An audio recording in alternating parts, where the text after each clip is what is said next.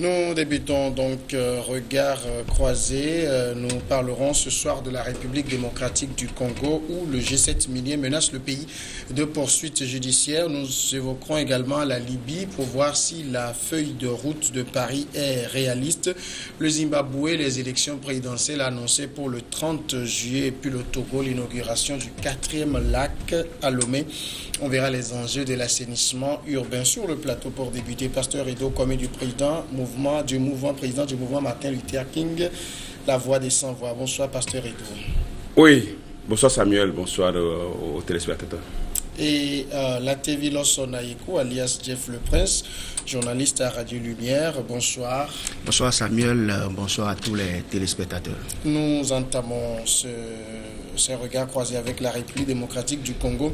Les perspectives d'un accord s'éloignent si l'on en croit la lettre adressée au ministère congolais des Mines par le G7 minier, ce groupe de compagnies minières qui s'est formé juste après la promulgation de la nouvelle loi par le président Joseph Kabila. Le nouveau code minier annule les clauses de stabilité de 10 ans promises aux sociétés en cas de modification de la législation et c'est bien ce que contestent les 7 géants miniers. Aujourd'hui, ces sociétés parmi lesquelles Glencore, Randgold, CEMOC pourraient payer jusqu'à 5 fois plus de redevances minières que prévu en mars 2018. De grands patrons avaient été reçus par Joseph Kabila qui avait promis des discussions. Pasteur Edo, comme finalement, est-ce que le Congo décide de prendre le devant dans cette affaire minière, de dire c'est mes terres, c'est mes mines, j'en fais ce que je veux?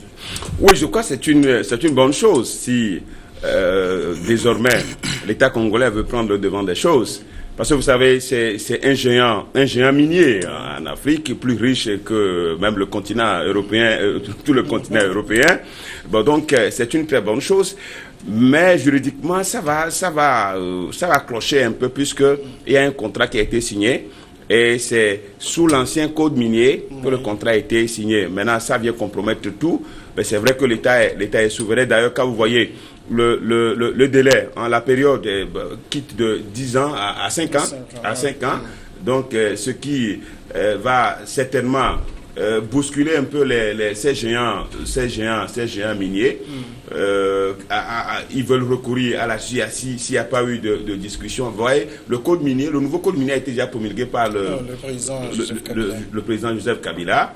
Ça va être très difficile. Et le ministre des Mines a martelé que le nouveau contrat doit s'appliquer à tout le monde, y compris même au gouvernement.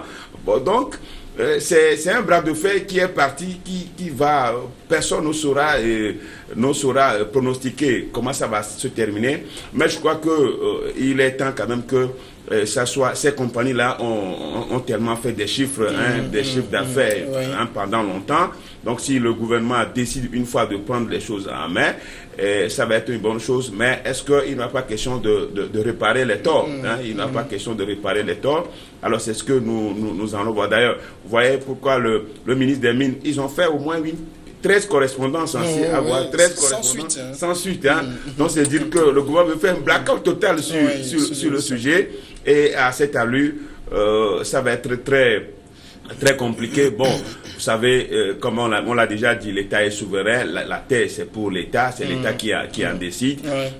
C'est vrai quand même que ces groupes, ces géants miniers sont tellement défavorisés par le nouveau code. Le nouveau code, puisqu'il y a des impôts qu'il faut payer. Il y a le Premier ministre qui a des prérogatives pour classifier. Pour classifier, c'était les mines qui sont stratégiques et d'autres qui ne le sont pas. Et donc, vous voyez tout ça là. Donc, ça va être...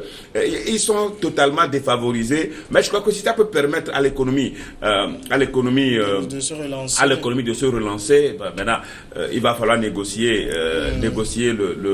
les dommages et puis d'autres sociétés certainement vont prendre la relève. Donc, tout ce qu'on peut souhaiter, c'est qu'il y ait la transparence, que justement, ces sociétés n'ont jamais été transparentes. On va revenir à ça. Alors, Jeff Le Prince, est-ce qu'il, dans ce cas-ci, on ne doit pas plutôt applaudir le Congo et dire, bon, tant pis pour ces sociétés-là? Oui, moi je pense que c'est l'idéal. C'est l'idéal. Il faut arrêter l'hémorragie à un moment. Il faut arrêter la catastrophe, le désordre qu'organisent ces géants miniers dans nos pays africains. Je l'avais dit sur ce plateau, ça fait pratiquement 2 semaines que l'Afrique doit se réveiller. L'Afrique doit se réveiller. Nous avons tellement de richesses, tellement de ressources que si nous arrivons à faire une bonne gouvernance, nous ne devons plus dépendre de l'Occident, de ces géants miniers. Et voilà, si la RDC prend cette décision aujourd'hui de pouvoir remettre les choses sur les rails, il va falloir les applaudir. Et je voudrais souhaiter vivement que les autres pays africains se ressourcent par rapport à cette décision qui est prise par les autorités congolaises pour pouvoir ramener un peu de l'ordre dans ce qui se fait. Mais l'autre aspect de la chose, il va falloir une bonne gouvernance, comme le pasteur l'a dit tout à l'heure. Si l'État congolais arrive à récupérer, à pouvoir appliquer cette loi qui est défavorable à ces géants miniers, c'est-à-dire que nous voulons remettre ou bien partager, distribuer équitablement, proportionnellement les richesses aux populations de nos pays africains. Et donc, je pense que c'est la bonne gouvernance que nous allons souhaiter maintenant à la RDC, de pouvoir gérer la chose d'une manière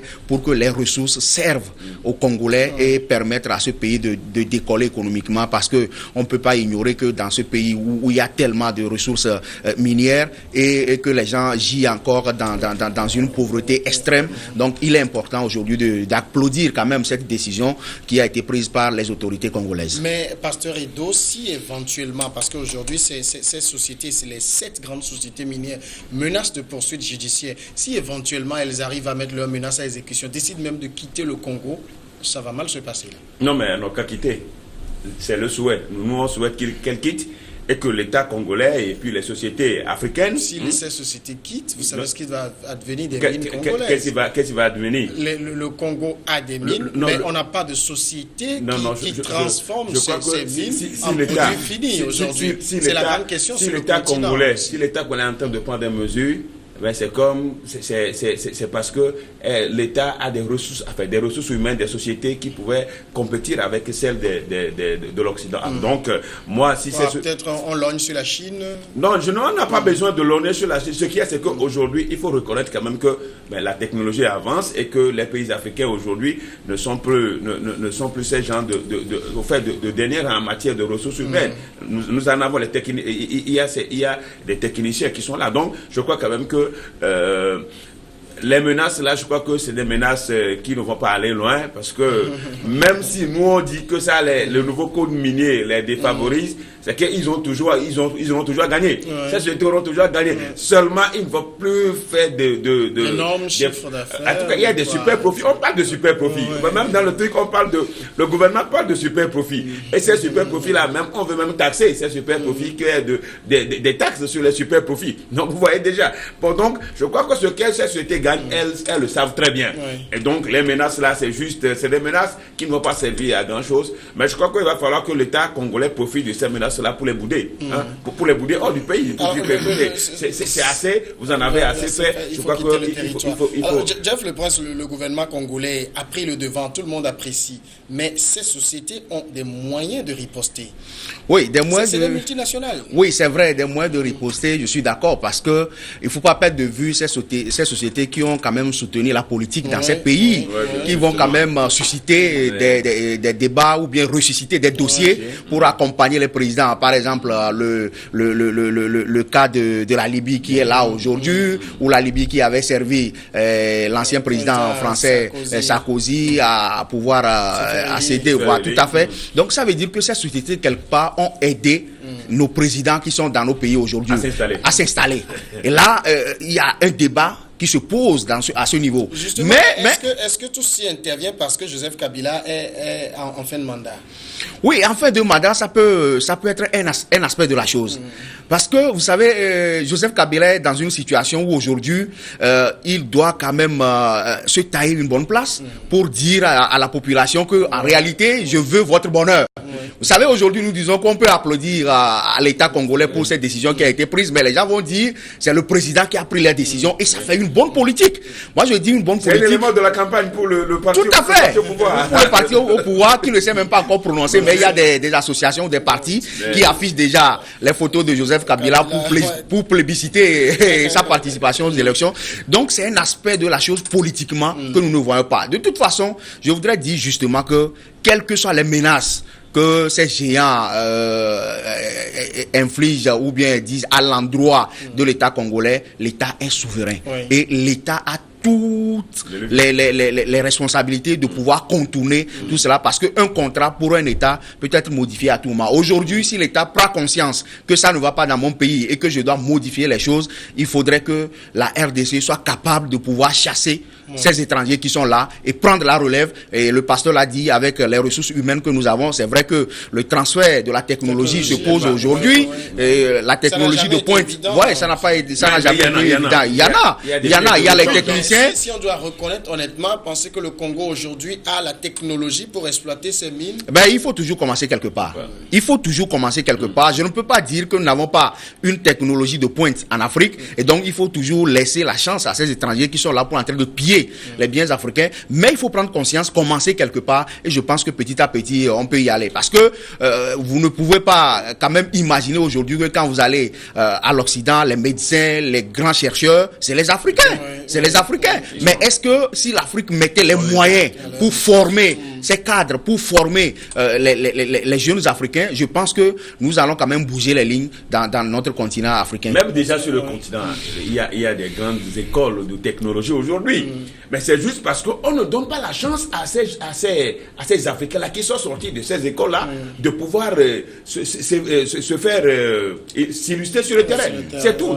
Dès que la chance leur est donnée, mais l'Afrique va avancer. C'est parce qu'on continue pas croire trop aux Occidentaux que les valeurs que nous avons, ces valeurs périssent. Elles sont là, mais ne servent pas à rien du tout.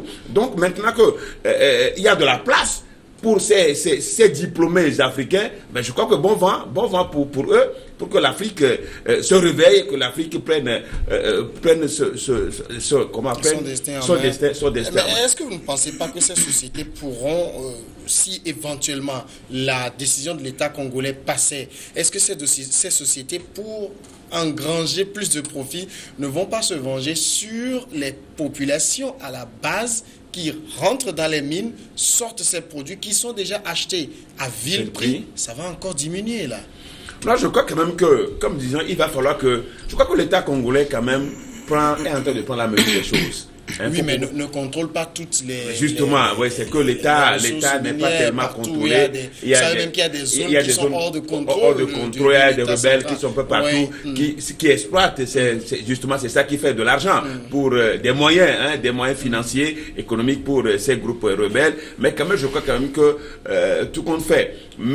J'estime que même si ce sont les rebelles qui l'exploitent, et ça, ce serait pour le continent. Mais c'est que ça va servir plutôt à alimenter la guerre. Ça va servir plutôt à alimenter la guerre, ce qui n'est pas normal. C'est tout ce qu'on ne peut pas souhaiter. Mais je crois que l'État va s'organiser pour qu'on évite quand même qu'il y ait certaines pratiques qui influent sur l'aspect, les retombées économiques de la vente de ces ressources minières. Que l'État va s'organiser.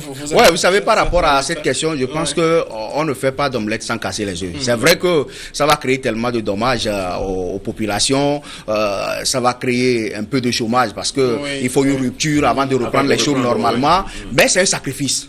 C'est un sacrifice et je pense que à un moment de la vie, il faudrait que les Africains prennent conscience de la situation, se sacrifier pour quelques mois pour démarrer les choses normalement. Je pense que ça ne va pas quand même coûter les yeux de la tête. Donc c'est une manière d'exhorter nos frères et sœurs de la RDC de pouvoir quand même prendre le courage, et nous encourageons l'État congolais à aller rapidement sur cette décision et pour que ces étrangers plient bagage sur les territoires africains. Pas totalement, mais au niveau des ressources quand même, il faudrait que nous prenions conscience. Il faut qu'ils sachent que les choses ont commencé par évoluer. C'est très important. Et il a dit qu'il faut que cela fasse jurisprudence dans les autres pays.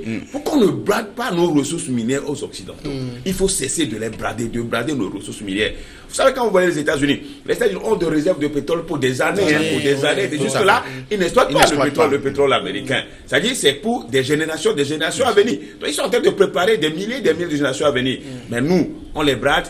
et que c'est sur nos territoires qu'ils viennent chercher toutes les richesses. Mais voilà l'état dans lequel nous sommes. Je crois qu'il faut que ça fasse jurisprudence et que dans les autres pays, on puisse commencer par dire à ces gens-là que c'est assez. Vous avez fait des super profits, comme les Congolais l'appellent, des super profits. Il faut qu'on en finisse avec ces super profits et que tout ça puisse profiter aux populations. Maintenant, il faut une gestion efficiente, gestion efficace. Il faut qu'il y ait la bonne gouvernance, il faut qu'il y ait la transparence. C'est-à-dire qu'il faut en finir avec l'opacité, l'obscurité, l'obscurantisme dans la gestion et que ça ne profite pas seulement à ceux qui sont en haut, mais que ça descende dans la base et que les populations puissent en bénéficier. Je crois que ça ferait du bien à la RDC. Et justement, je voudrais donner un exemple par rapport à cette situation, la situation que vivent les populations du sud du Togo. Quand nous prenons l'exploitation des phosphates ici, chez nous, à côté ici, du clinker, etc.